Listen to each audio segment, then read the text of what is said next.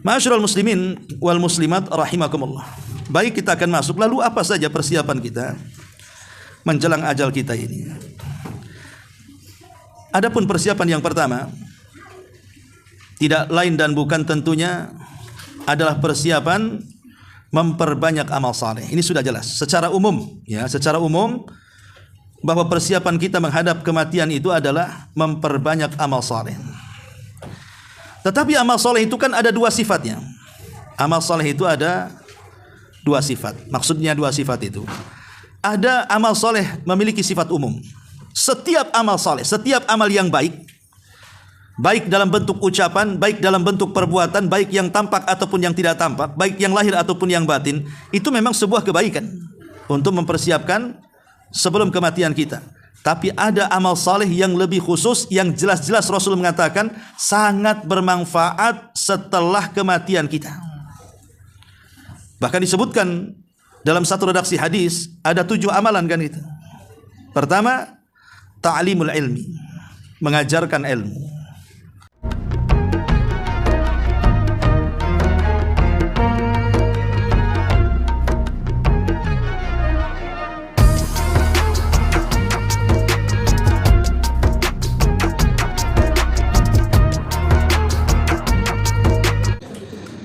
Bismillahirrahmanirrahim. Assalamualaikum warahmatullahi wabarakatuh.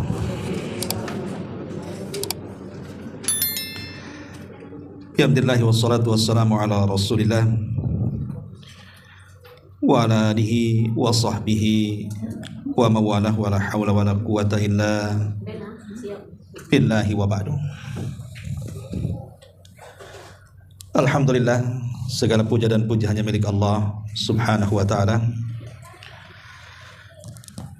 Di siang ini kita bisa kembali kumpul di Saung Sunda Sawargi. Tak lupa salawat dan juga salam tetap kita hadiahkan kepada Rasul kita, qudwah kita dan uswah kita semuanya, Rasulullah Muhammad sallallahu alaihi wasallam. Pembahasan di siang hari ini kita akan membahas tentang 15 perkara yang bisa kita siapkan untuk bekal sebelum ajal kita. Ma'asyiral muslimin wal muslimat rahimakumullah. Di dalam Al-Quran kematian itu disebut dengan musibah. Sebagaimana Allah Subhanahu wa ta'ala berfirman dalam surah Al-Maidah ayat 106. Allah mengatakan fa asabatkum musibatul mauti. Maka musibah kematian itu akan menimpa kalian.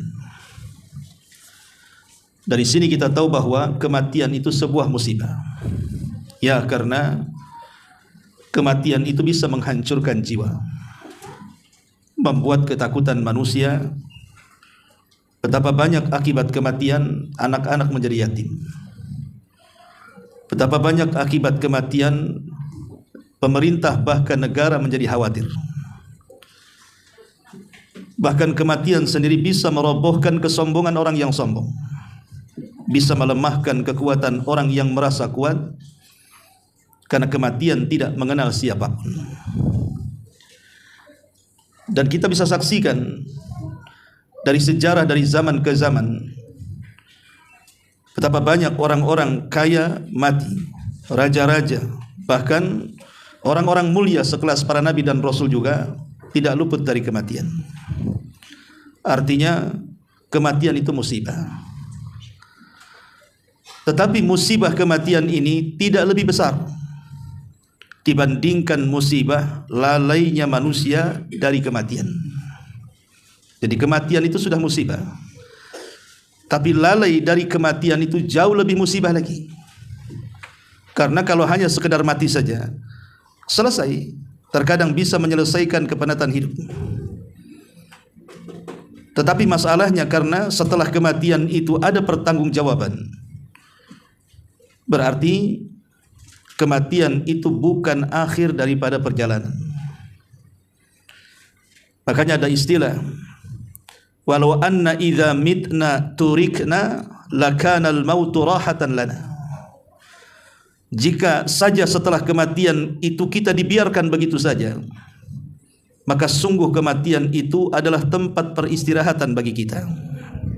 Walakinna idza mitna bu'ithna wa nus'al ba'daha an kulli syai'in. Tetapi masalahnya setelah kematian itu ada kebangkitan, dan Allah Subhanahu wa taala akan mempertanyakan kepada kita segala sesuatu sebagai bentuk pertanggungjawaban kita di hadapan Allah Subhanahu wa taala. Itu masalahnya. Maka lalai dari kematian itu lebih musibah daripada kematian itu sendiri. Karena lalai dari musibah kematian itu mengakibatkan musibah lebih besar setelah kematian.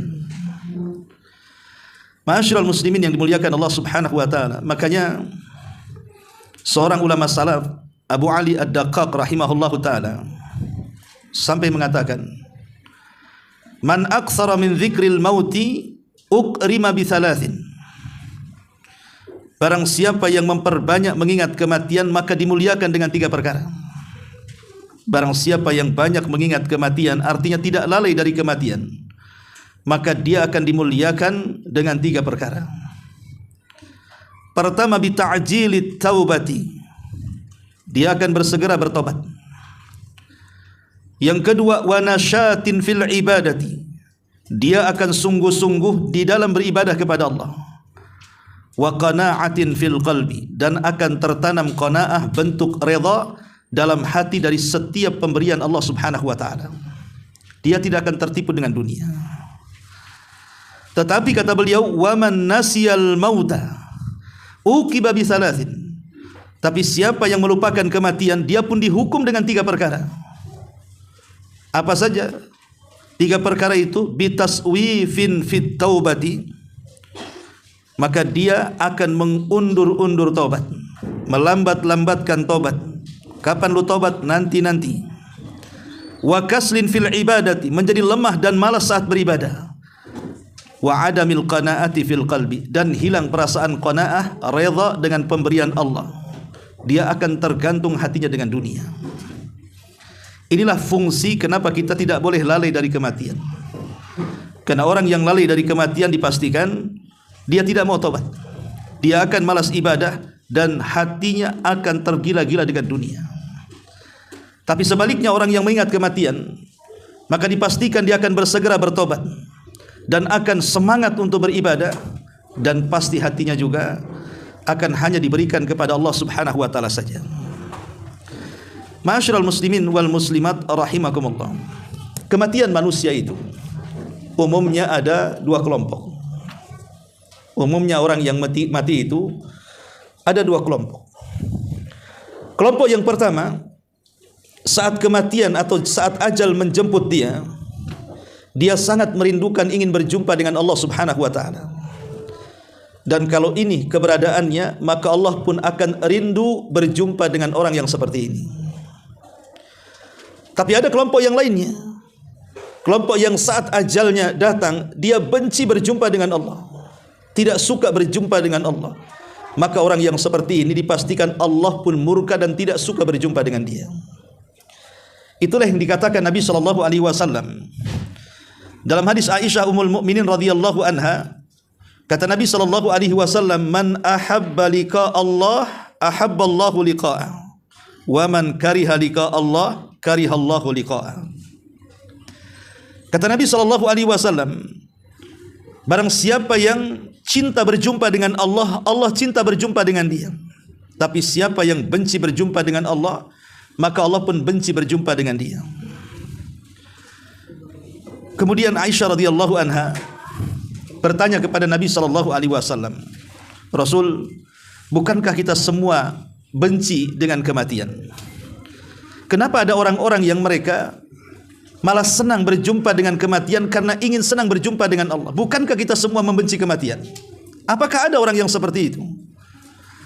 Maka Nabi SAW mengatakan, ya Aisyah, dengarkan, laisa dzaka, bukan seperti itu maksudnya. Walakin, akan tetapi, kata Rasul, huwal abdus salih, inda sakaratil mauti ta'tihi malaikatur rahman tubashiruhu biruhin wa raihan wa rabbin radin ghairi ghadban fayafrahu biliqa'illahi fayafrahullahu biliqa'i. Bukan begitu pemahamannya wahai Aisyah, kata Nabi. Tetapi di sana ada hamba yang saleh, yang tatkala sakaratul maut datang, maka malaikat-malaikat rahmat mendatanginya, kemudian menghabar gembirakan dengan wewangian yang luar biasa dan keridhaan Allah Subhanahu wa taala kepada hambanya. Maka hamba itu juga akhirnya senang ingin berjumpa dengan Allah, Allah pun senang berjumpa dengan dia. Ammal abdul asi, adapun hamba yang bermaksiat, kata Nabi, fatatihi malaikatur rahman tubashiru bi sakhatin wa adzabin fayakrahu liqa Allah fayakrahu Allahu liqa'ah. Maka hamba yang lalai, yang bermaksiat, malaikat rahmat akan datang dan menghabar gembirakan dengan azab yang datang dari Allah. Maka ketika itu dia benci berjumpa dengan Allah, Allah pun benci berjumpa dengan dia. Maksudnya apa? Jadi saat manusia itu meninggal dunia, detik-detik meninggal dunia, berdasarkan riwayat sahabat Nabi sallallahu alaihi wasallam,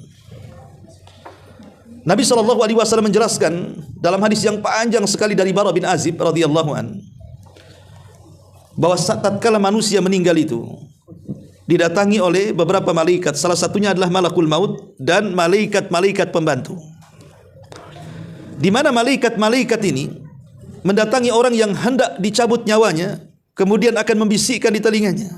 Lah, bisikan ini ada dua macam. Bisikan yang pertama, bisikan kabar gembira dan mengatakan alla takhafu wa la tahzanu wa abshiru bil jannati allati kuntum tu'adun. Jangan sedih, jangan takut, karena Allah sudah janjikan sorga kepadamu. Tapi bisikan yang kedua sangat mengerikan dan mengatakan ya ayyatuhan nafsul khabithah irji'i ila ghadabin minallahi wa sakhati. Wahai jiwa yang buruk, keluarlah kepada kemarahan dan kemurkaan Allah Subhanahu wa taala. Lah, bisikan yang pertama, di mana Allah Subhanahu wa taala mengutus malaikat untuk menghabar gembirakan kepada orang yang akan dicabut nyawanya. Saat itulah orang yang sedang sakaratul maut rindu berjumpa dengan Allah. Maka saat menjelang kematiannya, Allah pun sangat rindu ingin berjumpa dengan dia. Tapi bagi orang yang kena bisikan yang kedua, diancam dengan kemurkaan dan kemarahan Allah Subhanahu wa taala, disitulah dia benci berjumpa dengan Allah, dan saat itulah Allah juga benci dengan dia. Atau logikanya seperti ini. Ada dua orang saat hidup di dunia ini, yang satu dia kumpulkan dunianya. Setelah terkumpul dunianya, maka dia sedekahkan dunianya hanya untuk membangun istana di sorga. Sementara yang satu dia kumpulkan dunianya, setelah terkumpul dunianya, justru dia membuat istana di dunia. Saat kematiannya, tentu kelompok yang pertama dengan yang kedua akan berbeda. Orang yang menghabiskan kekayaannya untuk membuat istana di sorga, saat kematiannya, maka dia sangat ingin berjumpa dengan Allah. Kenapa? Karena dia sudah menginvestasikan kekayaannya di sorga. Dia ingin kembali kepada keuntungannya. Tapi orang yang kedua, yang dunianya untuk membangun istana di dunia, maka dia benci untuk menjelang kematiannya. Kenapa? Karena dia akan meninggalkan kekayaannya. Dia akan meninggalkan rumahnya, istananya, uangnya, tanahnya, kekayaannya, bisnisnya, sehingga dia tidak mau mati. Disitulah dia benci berjumpa dengan Allah, dan Allah pun benci berjumpa dengan dia. Ma'asyiral muslimin yang dimuliakan Allah Subhanahu wa taala. Makanya sudah seharusnya seorang muslim itu harus punya persiapan diri untuk menghadapi kematiannya. Abu Darda radhiyallahu an, seorang sahabat Nabi sallallahu alaihi wasallam, mengatakan saat sedang ihtidhar sakaratul maut. Apa kata Abu Darda radhiyallahu an? Ala rajulun ya'malu li misli masra'i hadha, ala rajulun ya'malu li misli sa'ati hadha, ala rajulun ya'malu li misli yaumi hadha. Thumma baka. Kata Abu Darda radhiyallahu an, saat detik-detik wafatnya, dia mengatakan, tidakkah seseorang beramal seperti amalanku detik-detik wafatku?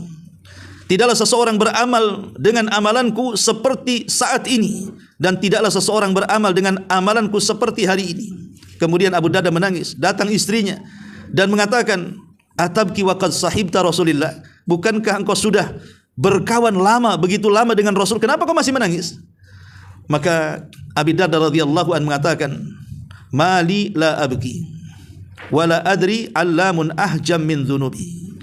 Kenapa aku tidak menangis, kata Abi Darda, sementara aku tidak tahu apakah pahalaku jauh lebih besar dibandingkan dosa-dosaku, apakah balasanku lebih mulia dibandingkan azabku, apakah yang akan saya terima itu dalam bentuk kebahagiaan atau dalam bentuk azab yang akan Allah timpakan. Lihat bagaimana Abi Darda radhiyallahu anhu mengajarkan kepada kita perlunya persiapan. Kalau sekelas Abu Darda saja persiapan kematian itu penting, apalagi kita. Makanya Abu Hurairah radhiyallahu anhu juga sama, menjelang wafatnya dia menangis. Kemudian ketika ditanyakan kepada Abu Hurairah, wa may yubkika ya Abu Hurairah, apa yang membuat Anda menangis wahai Abu Hurairah?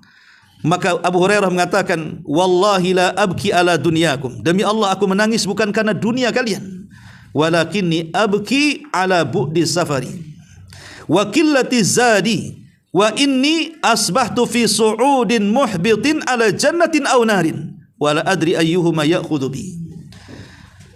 Kata Abu Hurairah radhiyallahu anhu, aku menangis karena setelah kematianku ini safarku semakin jauh, sementara bekalku semakin sedikit. Dan nanti aku akan dinaikkan ke sebuah tempat yang tinggi, kemudian aku akan dilemparkannya. Aku tidak tahu apakah yang menyambarku sorga ataukah neraka. Aku tidak tahu apakah yang menyambarku sorga ataukah neraka. Itulah Abu Hurairah radhiyallahu an, penghafal hadis terbanyak. Dia mengatakan, perjalananku setelah kematianku sangat banyak, sangat jauh, sementara bekalku sangat sedikit. Harusnya perkataan ini bukan Abu Hurairah yang mengucapkan, tapi kita yang mengucapkannya. Karena dia sahabat Nabi SAW, kullan wa'adallahul husna. Seluruh para sahabat dijanjikan sorga, sementara kita belum ada jaminan sorga. Harusnya kata-kata ini layak kita ucapkan, bahwa safar akan terlampau melelahkan, sementara bekal tidak cukup dalam perjalanan. Maka sudah selayaknya seseorang itu merenungkan kematian dan persiapan menuju kematian. Cobalah kita renungkan sedikit, entah tengah malam, sepertiga malam habis tahajud, kita berenung sedikit soal kematian. Bagaimana ketika ruh itu dicabut dari badan kita, kemudian tiba-tiba kita dihantar ke kuburan. Kemudian sampai di kuburan datang Munkar dan Nakir bertanya soal tiga soalan. Kemudian kita sendirian di sebuah ruangan hanya 1 kali 3,5 meter.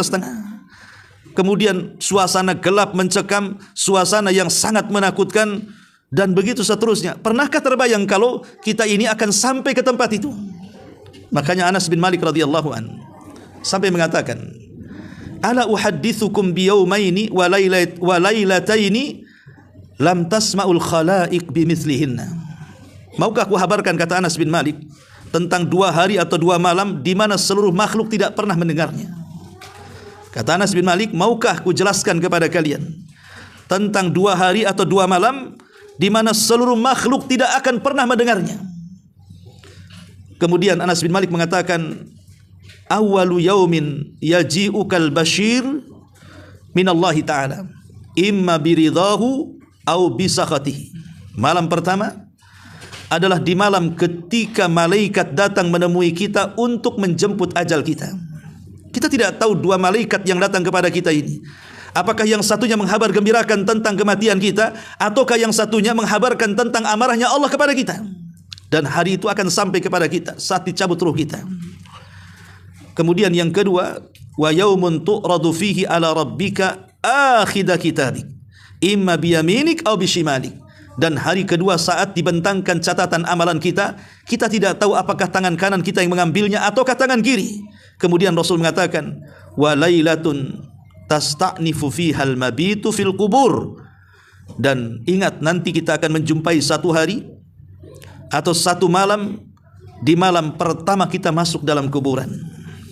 Di malam pertama kita masuk dalam kuburan, semua kita akan merasakannya. Logikanya, kalau seandainya kita dikurung di sebuah tempat, tempat itu mungkin berupa kamar, tidak ada kipas, tidak ada AC, tidak ada listrik, tidak ada HP, tidak ada apa-apa, hanya ruangan kosong gelap gulita. Bisa bertahan berapa hari kita dalam ruangan itu? Tidak ada makan, tidak ada minum, tidak ada manusia yang menemani. Saya kira 2-3 hari tidak akan tahan manusia. Seperti program apa itu? Uka-uka tuh. Kan ada ya, suruh digelap-gelap, suruh uka-uka tuh. Coba itu saja sudah nggak tahan itu. Ada yang sampai pingsan. Ini di kuburan nggak akan keluar lagi sampai kiamat dibangkitkan. Gimana rasanya ketakutan yang luar biasa manusia di situ. Makanya sekali lagi pentingnya seseorang itu untuk mempersiapkan kematian kita. Ma'asyiral muslimin wal muslimat rahimakumullah. Sebelum saya jelaskan tentang persiapan-persiapan ini, tentu di dalam kematian itu, di balik itu ada hikmah yang perlu dipahami. Pertama, bahwa di antara hikmah kenapa Allah Subhanahu wa taala mewafatkan kita hamba-hambanya, ada hari di mana kita ini akan terlepas daripada ruh kita. Apa hikmahnya? Pertama, hikmah kematian itu, bahwa kematian itu adalah marhalatun yamurru bihal insan. Sebuah marhalah di mana setiap manusia harus melaluinya. Makanya sering saya katakan kenapa Nabi Adam harus diturunkan dari sorga ke bumi, supaya merasakan kematian. Kalau Adam tetap di sorga tidak akan ditembus dengan kematian, karena sorga itu sesuatu yang kekal abadi dan tidak ada kefanaan. Tapi ketika Adam kemudian diturunkan dari sorga ke bumi, maka sejak itulah Adam mengalami apa yang disebut dengan kematian, karena dia adalah manusia, di mana setiap manusia itu akan sampai kepada marhalah seperti ini, di mana ruh dan jasad pasti terpisah. Ma'asyiral muslimin wal muslimat rahimakumullah. Yang kedua, bahwa kematian itu adalah kamalu qudratillahi azza wajal, kesempurnaan kekuasaan Allah kepada kita. Allah itu maha kuasa menghidupkan orang, mematikan orang, menyuburkan tanah, menghancurkan tanah, membangun alam semesta, menghancurkan alam semesta. Itu semua kesempurnaan kekuatan Allah. Allah itu zat yang maha kuasa. Sekarang pertanyaannya, siapa manusia yang merasa paling jago di bumi? Mana mereka sekarang? Fir'aun yang mengatakan bahwa seluruh lautan dan sungai berada di bawah kakiku. Di mana Fir'aun? Allah tenggelamkan dalam air. Kemudian Namrud yang dengan sombongnya mengatakan ana uhyi wa umit, saya bisa menghidupkan dan mematikan. Di mana Namrud mati dengan seekor nyamuk yang diselipkan di dalam otaknya selama 40 tahun, tersiksa. Akhirnya setiap kali datang sakit kepalanya, dia menyuruh pembantunya untuk memukulkan dengan sandal.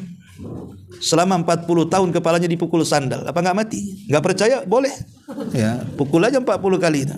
Setiap hari sampai 40 tahun. Apa enggak mati orang itu? Sakuat-kuatnya Namrud pun mati jadinya kan.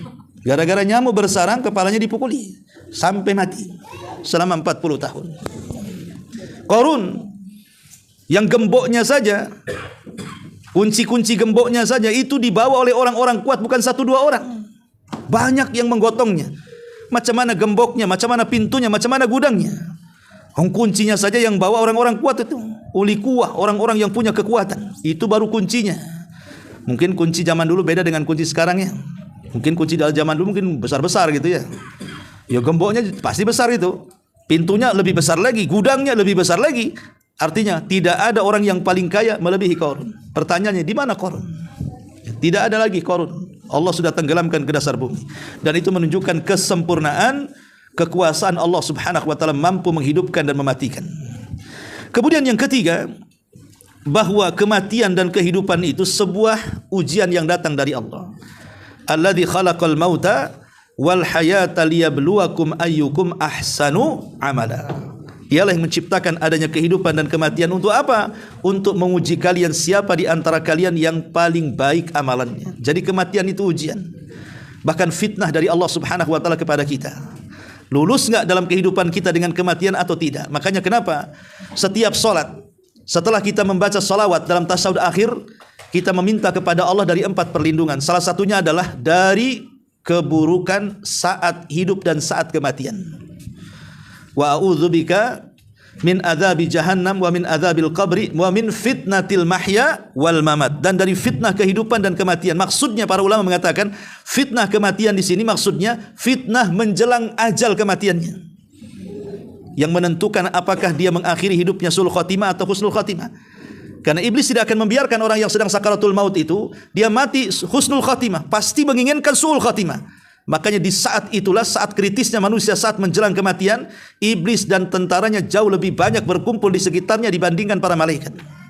Karena jangan sampai kemudian hamba Allah ini mati dan dia tidak kufur. Itulah yang ditakutkan iblis. Maka ini semualah ujian bagi Allah. Kenapa Rasulullah sallallahu alaihi wasallam sampai berdoa setiap salat itu, ya muqallibal qulub tsabbit qalbi ala ta'atik. Wahai Zat yang membolak-balikan hati, tetapkan hatiku di atas ketaatan kepadamu. Sampai kapan? Sampai mati. Istiqomah, ya. Kemudian yang keempat, bahwa kematian itu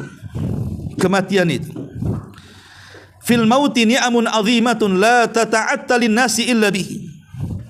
Di dalam kematian itu ada nikmat yang sangat besar sekali yang dirasakan oleh manusia yang hidup. Jadi kalau ada orang mati, itu bagi orang yang hidup, maka itu sebuah nikmat yang besar. Sebab kalau seandainya tidak ada orang mati sejak zaman Nabi Adam sampai hari ini, Batam ini mungkin gak kayak gini padatnya. Mungkin gak ada tempat mungkin kita. Mungkin ibu di pinggir-pinggir itu, di pelataran-pelataran itu. Mungkin tinggal di solokan-solokan ya. Karena mungkin kota-kota sudah dihuni oleh umat sebelum kita. Mungkin kita pinggirkan ke hutan-hutan sana. Kalau seandainya sejak Adam sampai hari ini tidak ada orang mati, kita gak bisa bayangkan. Coba bayangkan. Mungkin Indonesia ini nggak cukup gitu ya untuk menampung orang sebanyak itu. Bahkan dunia juga tidak akan cukup untuk menampung. Makanya kenapa pada hari kiamat, saat kiamat dibangkitkan, bumi ini dirubah bentuknya. Yang tadinya bulat akhirnya terhampar. Sebab kalau bumi bulat kemudian Allah membangkitkan sejak Adam sampai yang terakhir mati, nggak akan muat. Makanya dengan cara Allah katakan wal ardu muddat, dan bumi dibentangkan, maka walaupun manusia dibangkitkan semuanya, maka bumi akan siap menampungnya. Artinya dengan adanya kematian nikmat besar bagi yang hidup, sehingga orang yang hidup bisa bertempat tinggal di mana saja. Bumi masih longgar bagi mereka. Ini di antara hikmah kematian juga. Dan kematian juga, lam yakhliqillahul bashar fid dunya ala hilqatin qabilatin lid-dawam. Bahwa di antara hikmah kematian, Allah tidak menciptakan manusia di dunia ini dalam bentuk yang kekal abadi. Dalam bentuk yang kekal abadi tidak. Demi kemaslahatan. Demi kemaslahatan. Coba kalau seandainya di zaman Nabi Nuh yang postur tubuhnya seperti postur tubuh Adam kan, 30 meter, kemudian datang ke saung Sunda minta makan, kira-kira berapa bakul tuh dia makan tuh? Pun susah kalau mereka desak-desak bayar listrik, diinjak-injak kita ini. Mungkin kepencet-pencet mati itu saat ngantri itu. Kalau kumpul sama kaumnya Nuh ya, yang besar-besar itu. Kemudian kalau mereka buat mobil juga mungkin lebih besar, mungkin segede gini mobilnya. Mobil kita kecil, disangka mobil-mobilan sama orang tuh. Ya. Jadi kan ini hikmah sebenarnya. Kenapa kemudian adanya kematian itu?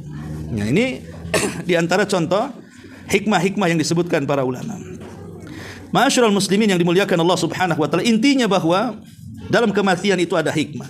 Maka jangan pernah kita dilalaikan dari kematian. Kalau sampai kita dilalaikan dari adanya kematian, karena ada saja orang-orang itu yang menganggap dirinya tidak akan mati, itu masalahnya. Padahal di depan mata loh sudah jelas-jelas dia melihat orang tabrakan mati, jelas-jelas mati. Bahkan dengan tangannya dia mandikan, dengan tangannya dia kafankan, dengan tangannya dia solatkan, bahkan dia kuburkan. Habis menguburkan orang mati, dia tidak merasa dia akan mati. Buktinya apa? Buktinya tidak berubah kehidupannya. Habis dari kuburan ngantarkan jenazah, ya tidak solat tetap tidak solat. Tidak mau ngaji tetap tidak mau ngaji. Tidak mau silaturahmi tetap juga, tidak mau baca Quran juga, dan begitu seterusnya. Itu tanda bahwa dia lalai mengingat kematian. Padahal kematian di depan matanya. Makanya kenapa kemudian lalai dari kematian itu? Bisa mengakibatkan banyak hal.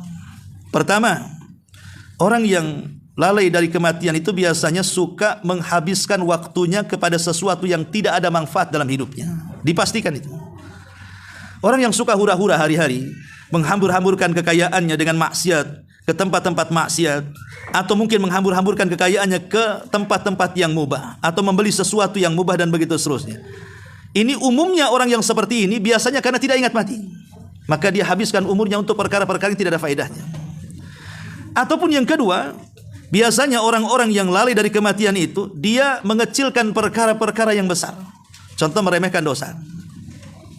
Dia kira kalau seandainya dia tidak sholat, atau meninggalkan sholat 5 waktu, kemudian jatuh kepada perkara-perkara maksiat, zina, judi, dan yang semacamnya, dia kira Allah tidak akan Allah membiarkan mereka. Tidak, Allah tidak akan membiarkan mereka. Karena orang yang lari dari kematian itu biasanya begitu, dia mengecilkan perkara besar. Ah, sholat itu buat apa? Yang penting KTP Islam katanya. Yang penting KTP-nya katanya. Ataupun biasanya seperti yang dikatakan Ali bin Dakok tadi, orang lari dari kematian itu akhirnya malas tobat, kemudian malas beribadah dan melakukan ketaatan, dan hatinya tergantung dengan dunia, tidak ada qanaah. Karena orang yang tidak ingat akan mati merasa dia hidup selamanya, sehingga setiap hari otaknya dipenuhi dengan duit dunia dan begitu seterusnya. Jadi tujuannya hanya mengejar dunia dan tidak ada yang lainnya.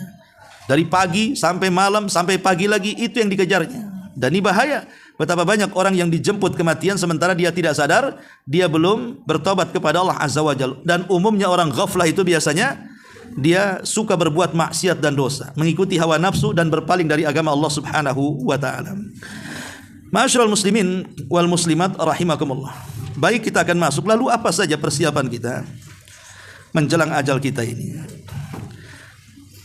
Adapun persiapan yang pertama tidak lain dan bukan tentunya adalah persiapan memperbanyak amal saleh. Ini sudah jelas secara umum, ya, secara umum bahwa persiapan kita menghadap kematian itu adalah memperbanyak amal saleh. Tetapi amal saleh itu kan ada dua sifatnya. Amal saleh itu ada dua sifat. Maksudnya dua sifat itu. Ada amal saleh memiliki sifat umum. Setiap amal saleh, setiap amal yang baik, baik dalam bentuk ucapan, baik dalam bentuk perbuatan, baik yang tampak ataupun yang tidak tampak, baik yang lahir ataupun yang batin, itu memang sebuah kebaikan untuk mempersiapkan sebelum kematian kita. Tapi ada amal saleh yang lebih khusus, yang jelas-jelas Rasul mengatakan sangat bermanfaat setelah kematian kita. Bahkan disebutkan dalam satu redaksi hadis ada 7 amalan kan itu. Pertama, ta'limul ilmi, mengajarkan ilmu. Walaupun mungkin kita tidak mumpuni dalam hal ilmu agama, tapi ya tahulah, pamannya dia bisa baca Quran. Kita bisa mengajarkan Quran kepada orang yang belum bisa baca Quran.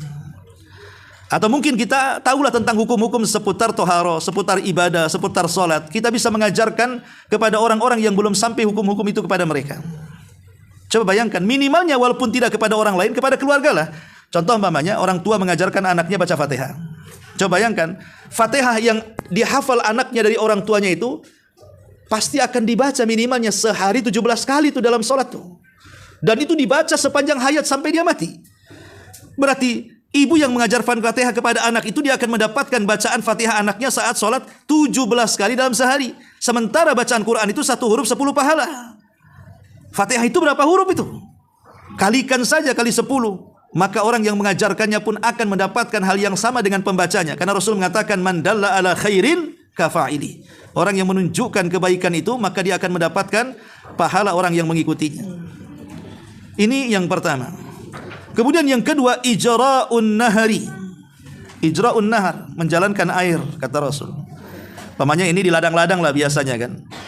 Di ladang-ladang mengalirkan air ke sawah-sawah orang, bersedekah dengan air ke ladang-ladang orang. Dan kita punya sumbernya umpamanya. Atau kita punya alat, beli mesin kemudian mengambil air dari sungai, kemudian dialirkan ke sawah-sawah warga. Maka itu amalan yang luar biasa. Kenapa demikian? Karena menyangkut jiwa manusia. Itu menyangkut jiwa manusia kan. Kalau seandainya terjadi kekeringan, manusia kelaparan bisa mati. Tapi kemudian ketika sawah itu subur, ladang itu subur, menyelamatkan banyak jiwa manusia. Satu jiwa yang diselamatkan, seolah-olah kita menyelamatkan semua jiwa manusia. Sebagaimana satu jiwa kita bunuh, seolah-olah kita membunuh seluruh jiwa manusia yang ada di bumi. Nah, ini juga sangat penting sekali. Kemudian yang ketiga, hafrul abar, menggali sumur. Mana masjid yang belum ada sumurnya, biar saya danai buat sumur bor di sini. Bisa untuk tempat wudhu dan mandi bagi orang-orang yang ke masjid. Atau mana pesantren yang belum ada airnya, biar saya galikan sumurnya. Oh, enggak boleh pakai sumur, enggak apa-apa, bayarkan pakai ATB. Umpamanya datang ke masjid, bulan ini ATB-nya saya bayar, umpamanya. Coba ibu bayangkan, kalau ibu kasih bayar 1 ATB 1 bulan. Berarti selama sebulan itu kita lihat jemaah masjid itu berapa orang. Kalau seandainya 5 waktu itu, dari zuhur sampai zuhur lagi, mungkin ada sekitar 50 sampai 100 orang yang sholat di masjid itu dan mengambil wudhu dari air yang kita bayari wudhunya. Berarti kita sudah mendapatkan pahala orang 100 orang sholat tuh. Selama sebulan lagi, bayangkan. Banyak pahalanya itu. Datang aja, ini bulan ini saya bayar listriknya, saya bayar airnya. Luar biasa lagi pahalanya. Nggak sadar itu. Tapi jangan bayar listrik orang, bayar listrik sendiri, tadi bayar pula, nanti gelap. Ya, maksudnya dia berusaha untuk kelebihan hartanya bayar listrik umum supaya mendapatkan pahala. Apalagi pesantren. Pesantren pamannya yang tahfidz Quran itu 1000 orang. 1 bulan ibu bayari, ini listrik saya bayar. selama 1 bulan anak-anak itu baca Quran, setiap 1 hurufnya 10 pahala. Apa nggak dapat banyak kita itu? Pahala hanya nyumbang bayar listrik 1 bulan. Jadi luar biasa. Ya, termasuk di sini hafrul abar. Ya. Kemudian yang keempat, gharasun nakhli. Menanam pohon kurma. Ya kalau di Arab, kalau di kita kan manggala kan itu. Kita beli bibit-bibit mangga, kita tanam aja di pinggir-pinggir jalan itu. Kemudian kalau dia sudah berbuah, tulis saja siapa yang ambil silahkan. Jangan bakhil. Terkadang kita bakhil, codot aja nggak dikasih, diberongsongi sama ini plastik. Ya nggak boleh itu. Kelelawar aja nggak boleh makan. Itu kan bakhil sekali itu. Ya. Di mana orang kelelawar itu tak boleh, ulat-ulat pun tak boleh. Disemprotnya sama Baiklin. Ya. Jadi boleh kita nanam pohon, kemudian buahnya kita bagi-bagikan. Biarkan mereka metik. Tapi jangan memanen sendiri. Makanya tulisi 1 orang minimal 1 umpamanya kan. 1 karung. Ya habislah 1 aja. Baik, kemudian yang kelima, binaul masajid. Bangun masjid. Bangun masjid itu ya bukan bangun 1. Ya kalau memang punya uang 1 masjid bagus ya. Tapi Nabi SAW tidak membatasi, karena Rasul mengatakan man banal lillahi masjidan kamif hasiqitatin, kata Rasul. Barang siapa yang membangun masjid seperti sangkar burung, kata Syaukani rahimahullahu taala, mengatakan apa maksudnya bangun masjid seperti sangkar burung? Berarti burung aja yang sholat jamaah, manusia tidak? Bukan. Artinya walaupun yang kita sumbangkan untuk pembangunan masjid tidak besar, entah 1 lonjar besi, entah 1 gerobak pasir, entah 1 sak semen dan begitu seterusnya, maka dia pun sama akan dibangunkan 1 istana di sorga. Gitu maksudnya. Jadi walaupun sedikit, pahalanya tetap dapat sama, akan dibangunkan rumah di sorga. Kemudian juga yang keenam, taurithul mushaf. Mewakafkan mushaf. Kita beli 1-2 mushaf di pasar, mana masjid yang ramai, wakafkan di situ. Coba bayangkan kalau seandainya nanti mushaf kita diambil sama jemaah di situ kemudian dibaca, maka kita juga mendapatkan pahala baca Quran dia. Makanya ibu kalau ditakdirkan umroh atau haji gitu ya, mumpung di sana, cari beli mushaf, taruh di Masjidil Haram atau di Masjid Nabawi. Itu kan orang kan nggak berhenti 24 jam tuh. Mesti satu ketika juga pasti mushaf kita diambil dia. Pasti itu dipastikan kalau sudah ramai orang pasti akan terambil mushaf kita kan. Maka ketika terambil dan dibaca, kemudian dibaca Quran, maka kita juga dapat pahala bacaan Quran orang yang membaca dari mushaf kita. Maka jangan pelit ya. Kemudian juga yang ketujuh, tarbiyatul abna wa husnu ta'dzibihim. Tarbiyatul abna'i wa husnu ta'dzibihim. Berusaha mentarbiah anak supaya anak kita semakin besar, semakin berakhlak, semakin baik. Akhirnya saat kita meninggal mereka mendoakan kita tanpa kita minta, mereka sudah sadar sendiri. Tidak perlu kita katakan, nah nanti kalau abimu atau umimu sudah meninggal jangan lupa doakan. Tidak perlu, anak soleh itu tidak perlu diingatkan. Pasti dengan sendirinya, dengan pengetahuannya pasti dia akan mendoakan orang tuanya. Dan untungnya kalau kita mendidik anak dari kecil itu dalam ilmu parenting, kalau seandainya kita mendidik anak dari kecil sampai remaja kemudian dewasa, Allah takdirkan ketika dewasa mungkin dia salah jalan, masuk ke pergaulan bebas, sempat nakal, itu tidak akan lama, pasti akan kembali baik. Kenapa? Karena dia punya dasar. Tapi kalau dia tidak punya dasar, tidak pernah dididik agama sama orang tuanya sampai dewasa, kemudian dia menyimpang, umumnya sulit kembali. Karena dia tidak punya dasar masalahnya. Itulah dasar itu yang penting, mengembalikan orang yang tersesat jadi kembali dapat hidayah. Maka berikan tarbiyah mereka. Ini juga diantara 7 perkara yang sangat bermanfaat bagi bekal bagi si mayat sebelum kematiannya. Ma'asyiral muslimin wal muslimat rahimakumullah. Ini yang disebutkan dalam satu redaksi hadis. Kemudian adapun yang lainnya secara umum yang tidak disebutkan dalam redaksi hadis, apa saja persiapan bagi orang yang meninggal? An yatazawwad bis sadaqah. An yatazawwad bis sadaqah. Berbekal dengan sedekah.